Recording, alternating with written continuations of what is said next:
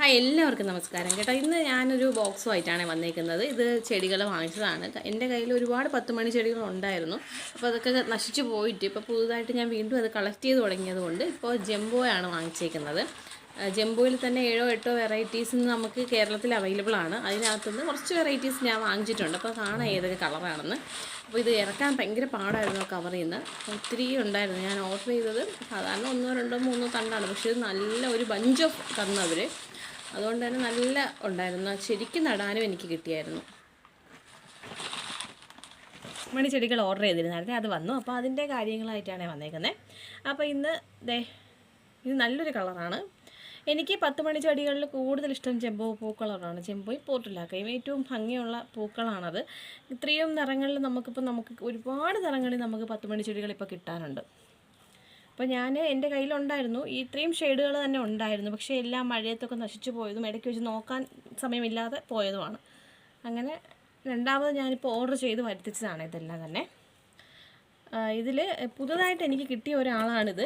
ഞാൻ ഇതുവരെ നട്ടിട്ടില്ല, എനിക്ക് അറിയില്ല എന്താണെന്ന് പറഞ്ഞു തരാം. പക്ഷേ ഇതെനിക്ക് തോന്നുന്നു അടുക്ക് ടേബിൾ റോസ് പോലെയാണ്, എന്നാലും വലിയ പൂക്കളാണ്, നല്ല സൈസുള്ള പൂക്കളാണ്. വീഡിയോയിൽ ഞാൻ കണ്ടിരുന്നു. ഇത് ഞാൻ ഗിഫ്റ്റ് ആൻഡ് ഗാർഡനിൽ നിന്ന് വാങ്ങിച്ചാണ്, സീമ ചേച്ചിയുടെ കയ്യിൽ നിന്ന്. ഫസ്റ്റും ഞാൻ അവരുടെ കയ്യിൽ നിന്ന് തന്നെയാണ് ചെടികൾ വാങ്ങിച്ചുകൊണ്ടിരുന്നത്. 10 മണി വാങ്ങിച്ചതും സെയിൽ ചെയ്തതും തുടങ്ങിയതും ഒക്കെ സീമ ചേച്ചിയുടെ കയ്യിൽ നിന്നാണ് ആദ്യമേ വാങ്ങിച്ചിട്ടുള്ളത്. ഇതെല്ലാം നല്ല ഹെൽത്തി പ്ലാന്റും നല്ല ക്വാണ്ടിറ്റിയിലും അയച്ചിട്ടുണ്ട്. അപ്പോൾ നമുക്കിതൊക്കെ ഒന്ന് നട്ടു നോക്കാം. അങ്ങനെ പിന്നെ ഞാനിതെല്ലാം പോട്ട് ചെയ്യാനായിട്ട് നമുക്ക് DTDCയിൽ അവിടെ നിന്ന് അയക്കുമ്പോൾ നമുക്ക് DTD ട്രാക്ക് ID അയച്ചു തരുമല്ലോ. അപ്പോൾ ആ ട്രാക്ക് ID കിട്ടിയപ്പോൾ തന്നെ ഞാൻ പോട്ടി മിക്സൊക്കെ ശരിയാക്കിയിരുന്നു. പോട്ടി മിക്സിനായിട്ട് ഞാൻ ഉപയോഗിക്കുന്നത് ചാണകപ്പൊടിയും മണ്ണും മണലുമാണ്. സാധാരണ മണ്ണിട്ടാൽ ചിലപ്പോൾ ഉറച്ചു പോകും. അപ്പം മണലും കൂടെ നമ്മൾ ചേർത്തിടുകയാണെങ്കിൽ ഈ ചെടികൾക്ക് കുഞ്ഞു വേരായതുകൊണ്ട് പടർന്ന് വേര് പിടിച്ച് വളരാനായിട്ട് നല്ല സൗകര്യമാണ്. അപ്പോൾ അതിൻ്റെ കൂടെ ചാണകപ്പൊടി, മണ്ണ്, മണൽ, വേനൽക്കാലങ്ങളിൽ ചകിരിച്ചോറ് കൂടി ചേർക്കുന്നത് നല്ലതാണ്. നമുക്ക് വെള്ളത്തിൻ്റെ അളവ് കുറച്ച് കൊടുക്കാൻ പറ്റും. ഒരു നേരം നനയാക്കാം, അല്ലെങ്കിൽ 2 ദിവസത്തിൽ ഒരു പ്രാവശ്യം നനയ്ക്കാം. ഒന്നിടവിട്ട ദിവസങ്ങളിൽ നനച്ചു കൊടുത്താലും 10 മണി ചെടികൾ സർവൈവ് ചെയ്യും. കാരണം എന്ന് പറഞ്ഞാൽ ഇവ സക്യുലൻറ്റ് പ്ലാന്റ്സ് ആണ്. അതിൻ്റെ ഇലയിലും തണ്ടിലും ഒക്കെ ജലാംശം കൂടുതലുള്ളതുകൊണ്ട് തന്നെ ഒന്നിടവിട്ട ദിവസങ്ങളിൽ നനച്ചു കൊടുത്താൽ മതി. പിന്നെ ഒരു ആഴ്ചയിൽ ഒരിക്കലും അങ്ങനെ പുളിപ്പിച്ച ചാണകത്തെളിയോ എന്തെങ്കിലും ഒഴിച്ചു കൊടുത്താൽ ചെടി നല്ല ഹെൽത്തി ആയിട്ട് വളരും. ഇതൊരു വിൽപ്പനയൊക്കെ ആയി സെയിലായിട്ടൊക്കെ ചെയ്യുന്ന വീട്ടമ്മമാർക്കൊക്കെ ആണെങ്കിൽ അങ്ങനെ ഒരു രീതി പരീക്ഷിക്കാവുന്നതാണ്. അപ്പോൾ ഞാനിത് സെയിൽ ചെയ്യുന്ന സമയത്ത് ഞാൻ ചെയ്തിരുന്നതെന്ന് വെച്ച് കഴിഞ്ഞാൽ കുറച്ച് പച്ച ചാണകം കിട്ടിയില്ലെങ്കിൽ ഞാൻ ചാണകപ്പൊടി, ഉണക്ക ചാണകം തന്നെയാണ് വെള്ളത്തിലിട്ട് കുതിർത്തെടുക്കുന്നത്. അതിൻ്റെ കൂടെ തന്നെ ഒരു പിടി വേപ്പിൻ പിണ്ണാക്കും കൂടി ചേർക്കാറുണ്ട്. എന്നിട്ട് മിക്സ് ചെയ്ത് അതിൻ്റെ തെളി ഡൈല്യൂട്ട് ചെയ്ത് ഇവർക്കെല്ലാം കൊടുക്കാറുണ്ട്. പിന്നെ നമ്മുടെ സാധാരണ ഉള്ളിത്തൊലി പോലെയുള്ള ഉള്ളിത്തൊലി ഞാനിങ്ങനെ എടുത്ത് വെള്ളത്തിലിട്ട് കുതിർത്തിട്ട് അതിന് ഡൈല്യൂട്ട് ചെയ്ത് ഒഴിച്ചു കൊടുക്കാറുണ്ട്.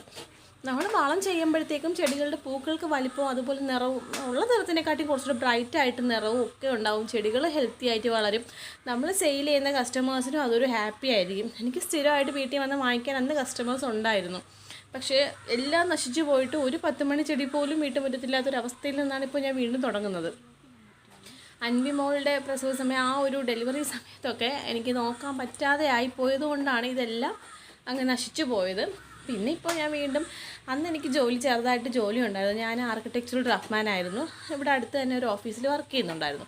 പിന്നെ ഇപ്പോൾ കുട്ടികളെ നോക്കാനൊന്നും ആരും ഇല്ലാത്തതുകൊണ്ട് ജോലി ചെയ്യുന്നില്ല. അങ്ങനെയാണ് പിന്നെ ഇത് തന്നെ വീണ്ടും തുടങ്ങാം. നമ്മുടെ ഇഷ്ടമാണല്ലോ. അപ്പോൾ വീട്ടുമുറ്റത്ത് ചെടികൾ നിൽക്കുന്ന എല്ലാവർക്കും സന്തോഷമുള്ള കാര്യമാണ്.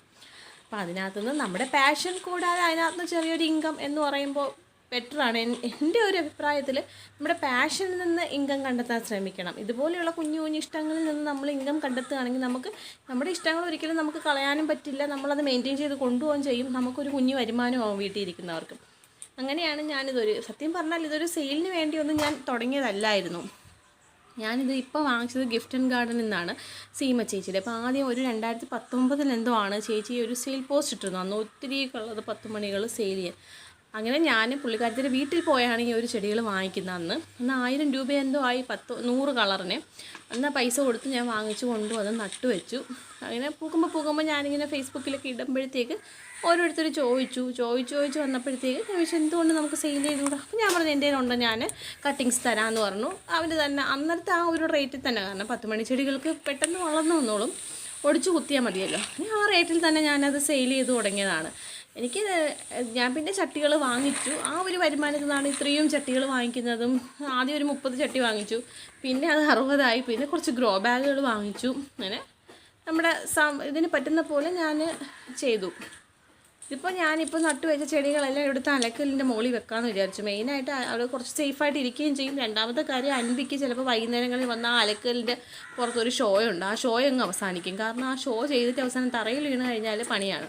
അതുകൊണ്ട് ഞാനിതെല്ലാം, ഇത് നല്ല ഉച്ച സമയമാണ്. ഇന്ന് മക്കൾ സ്കൂളിൽ നിന്ന് വരുന്നതിന് മുമ്പ് ഇതൊക്കെ ഒന്ന് ഒതുക്കണം. അവരിപ്പോൾ സ്പെഷ്യൽ ട്യൂഷനുണ്ട്, ട്യൂഷന് വിട്ടേക്കാണ്. അപ്പോൾ ട്യൂഷന് വരണതിന് മുമ്പ് ഇതൊന്ന് ഒതുക്കിയില്ലെങ്കിൽ ഒന്നും നടക്കില്ല. പിന്നെ അങ്ങനെ ഇത് ചെയ്ത് പിന്നെ സ്റ്റിച്ചിങ് ആണ് മെയിനായിട്ട് കൊണ്ടുപോകുന്നത്. അത്യാവശ്യം എനിക്ക് സ്റ്റിച്ചിങ് ഉണ്ട്. ഞാൻ തന്നെ മെറ്റീരിയൽ എടുത്തിട്ട് നൈറ്റി ഫ്രോക്കും അതുപോലെ ടോപ്പുകളും ചെയ്യുന്നു, കുർത്തികളും ഇപ്പോൾ ചെയ്യുന്നുണ്ട്.